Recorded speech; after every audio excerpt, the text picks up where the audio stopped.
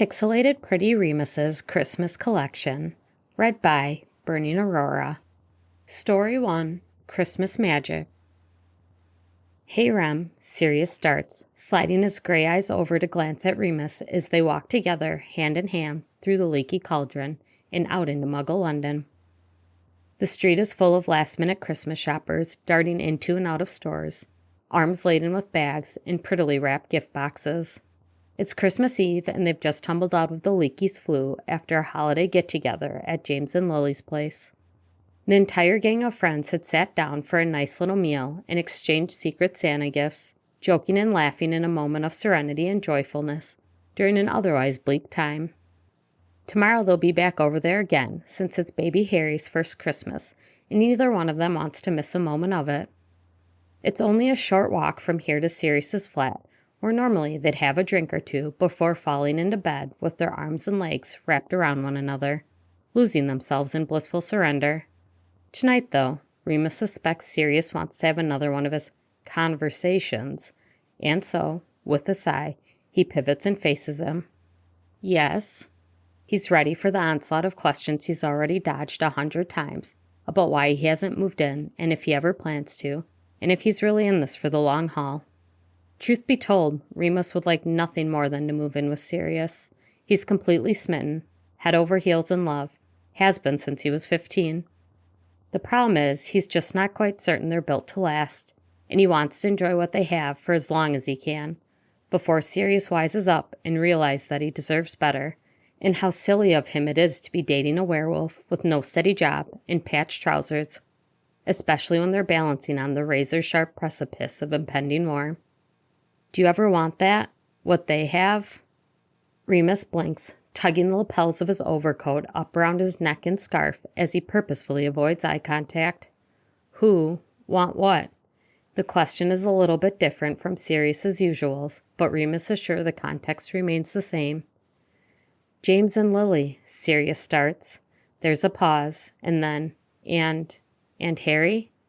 Stopping in his tracks, Remus turns to Sirius, grabbing onto the crook of his arm to stop him too. What do you mean? I mean, he says, a marriage, a family. Do you ever think of stuff like that? No, Remus lies, staring down at his worn brown boots in the snow. This is new territory.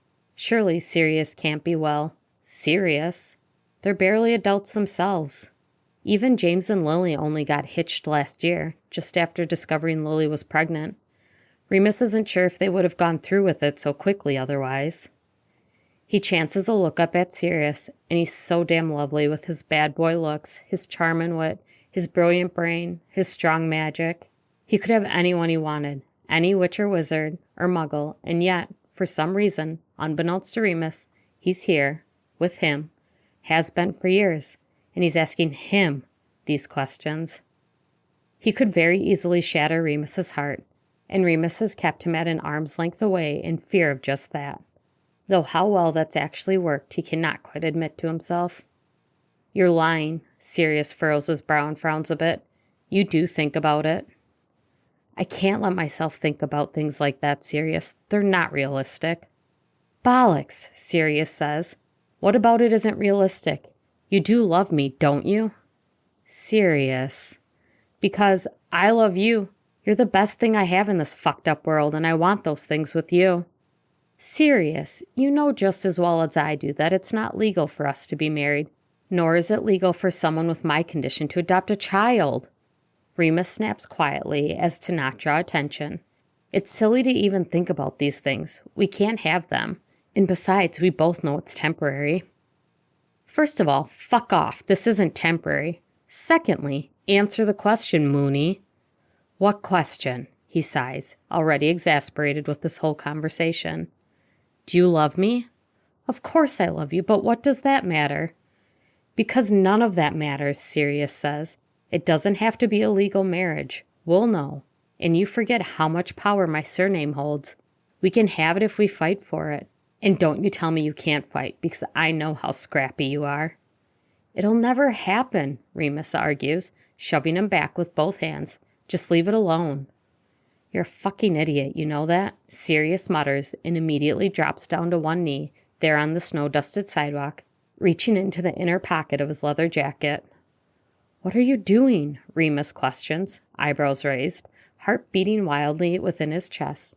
But he already knows the answer, can read it in the stupid smirk on Sirius's face as he pulls the black velvet box out and flips it open. There's a shiny bit of something gold inside, but Remus refuses to actually acknowledge it. "Remus." "Stand up, Sirius, you're making a scene." "Remus John Lupin, will you please shut the fuck up for once and do me the honor of marrying me, you absolute pain in my ass." "Oh, Merlin." "I'll stay down here all night until you answer me," he says, and Remus knows he absolutely would, the stubborn git. "Bloody fuck, all right, fine," Remus acquiesces, throwing his hands up. "What was that?" "I said fine, yes, I'll marry you. Christ, you're bloody insufferable." Sirius beams. Quickly he removes the ring from the box and slides it onto Remus's finger, kisses his hand, and suddenly Remus can feel the power the ring holds. The warmth of it consumes him, and he realizes Sirius has quite literally put a piece of himself into it, an enchantment that he knows will always lead him to his love. He can already feel the pull of it drawing him towards Sirius, surrounding them both in invisible waves of magic. Rising back to his feet, Sirius takes hold of Remus's face between his hands. He kisses him soundly, right there on the sidewalk, in the middle of Muggle London, surrounded by snowflakes and Christmas shoppers and fairy lights. Remus curls his fingers into the folds of Sirius's jacket, melting into the kiss, suddenly uncaring as to whomever might be watching. This is for real. Sirius is for real.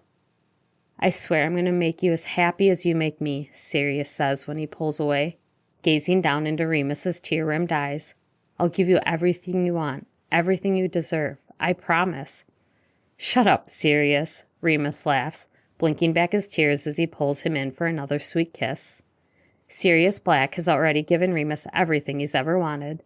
Anything else unexpected that may come their way is just extra. Story 2. Lucky. Most people will take one glance at Sirius Orion Black III and tell Remus that he's a lucky, lucky man.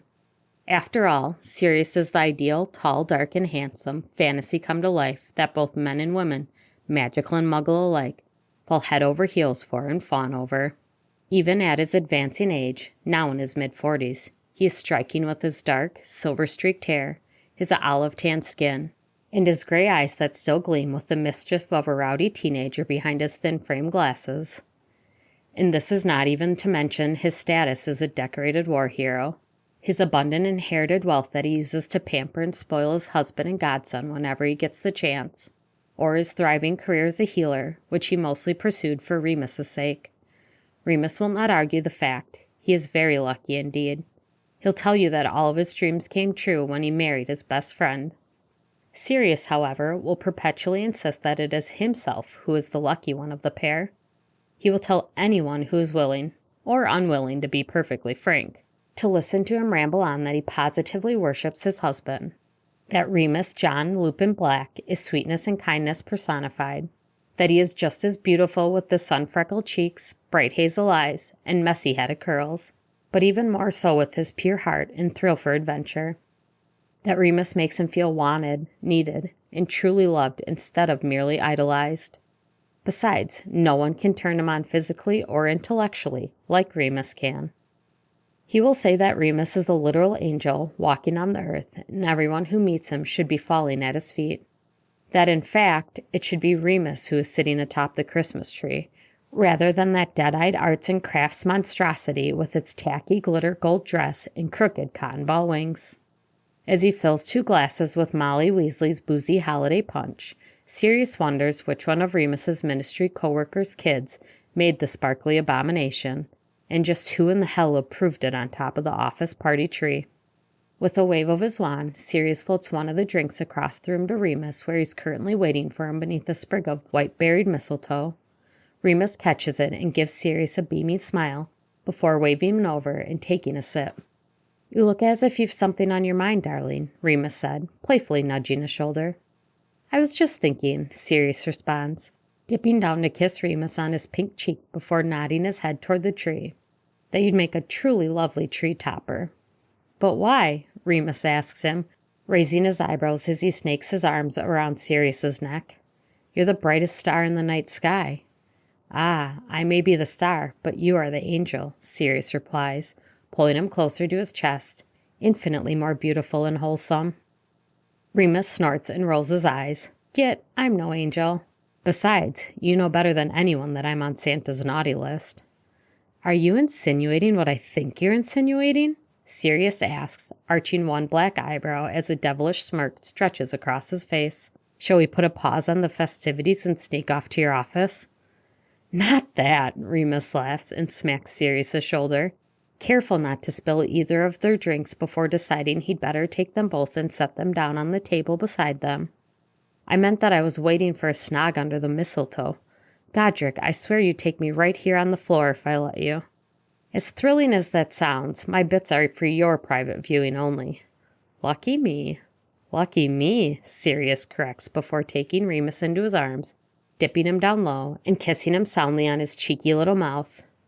After having several more cups of boozy punch, the two giggling men eventually do make it to Remus's office and ring the holiday in the best way they can think, with a bang. They are both lucky indeed.